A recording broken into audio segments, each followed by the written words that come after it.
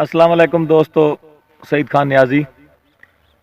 दोस्तों, कुछ अर्सा पहले लाहौर में एक वाक़या है रूनुमा हुआ कि एक औरत जिसने लिबास पहना हुआ था अरबी रस्म ख़ात का,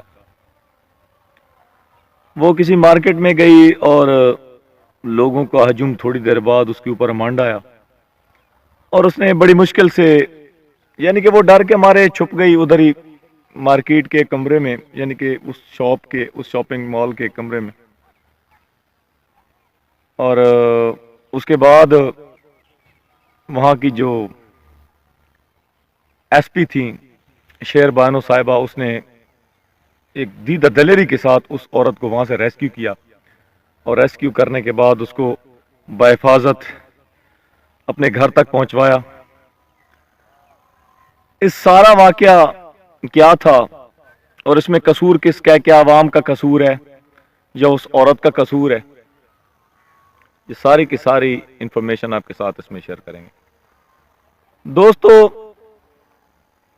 बहैसियत मुसलमान हम कुरान पाक की बहुत इज्जत करते हैं, क्योंकि ये कुरान पाक हमारे आका दो जहां सल्लल्लाहु अलैहि वसल्लम के ऊपर नाज़िल हुआ, हज़रत मोहम्मद रसूलुल्लाह सल्लल्लाहु अलैहि वसल्लम के ऊपर। और क्योंकि ये अरबी ज़बान में लिखा हुआ एक रस्मुल ख़त जो भी होता है, वो मेरे जैसा या जो आम बंदा है जो अरबी ज़बान को जानता नहीं है, पहचानता नहीं है, वो जहां पर भी अरबी ज़बान को लिखा हुआ देखता है उसको कुरान की सूरत में देखता है। वो ये देखता है कि ये कोई कुरान लिखा हुआ है। तो लिबास के ऊपर कुरानी आयात लिखना या किसी ऐसी जगह पर कुरानी आयात का होना जिससे कुरान पाक के तकद्दुस की पामाली हो, ये बहैसियत मुसलमान हम बर्दाश्त नहीं करते। और यही चीज़ सामने आई जब लोगों के हजूम ने ये देखा, लोगों ने देखा कि औरत ने जो कपड़े पहन रखे हैं उसके ऊपर कुरानी आयात लिखी हुई हैं, तो लोगों के अपने जज्बात के ऊपर काबू ना रहा। हालांकि औरत थी, हमारे पाकिस्तानी माशरे में, इस्लामी माशरे में औरत की वैसी इज्जत की जाती है, लेकिन जब औरत ने इस तरह का लिबास पहना है तो इज्जत की भी एक हद होती है। तो क्योंकि ये मजहब के साथ ये चीज़ वाबस्ता थी, इसलिए लोगों ने इस चीज़ को बर्दाश्त नहीं किया और बहुत सारा हजूम, और औरत डर के मारे एक कमरे में बैठ गई वहाँ पर, उसी जहाँ पर वो शॉपिंग कर रही थी। और फिर चूँकि बाद में उसने पुलिस को इतला दी गई, पुलिस आई तो शेरबानो साहिबा ने लोगों को समझाया कि आप ऐसा ना करें, इसकी सारी इन्वेस्टिगेशन करेंगे, इंटरोगेशन करेंगे कि आया ये कुरानी आयात है या कोई और चीज़ है, तो फिर आप के सामने ये चीज़ हकायक रखे जाएंगे कि असल हकीकत क्या है।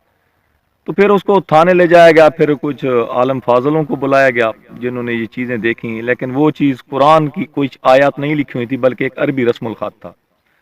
अब दोस्तों, इसमें ना उस औरत का कसूर है और ना अवाम का कसूर है, ठीक है, क्योंकि अवाम लाइल्मी थी अवाम के ऊपर, और औरत का ये कसूर नहीं कि औरत ने कोई पुरानी आयत वाला वो लिबास नहीं पहन रखा था, एक महज अरबी रस्मुल ख़ात था। लेकिन आइंदा के लिए ये एक थ्रेडिंग, एक बहुत ज़्यादा अलार्मिंग थिंग है कि ऐसी चीज़ को रोकना चाहिए। ऐसी चीज़ को क्यों रोकना चाहिए? क्योंकि जब ये चीज़ रुक जाएगी तो कुछ ऐसे लोग जिनका ताल्लुक इस्लाम से नहीं है, जो काफिर लोग हैं, जो गैर मुस्लिम हैं, हो सकता है मे बी कि वो आगे नेक्स्ट फ्यूचर में चल के पुरानी आयात ही लिख डालें, और चूंकि इसके ऊपर कोई एक्शन ना हो, वो हमारे कुरान के तकद्दुस की पामाली करते रहें। क्योंकि आजकल दुनिया में ऐसे वाक़यात कई हो रहे हैं जिसमें मुसलमानों के सब्र को आजमाया जाता है। कभी कुरान को जला दिया, कभी क्या कर दिया, कभी क्या कर दिया। तो ऐसे इस ट्रेंड से ये चीज़ें आम हो जाएंगी। लिहाजा बहैसियत मुसलमान हमें इन चीज़ों को रोकना चाहिए।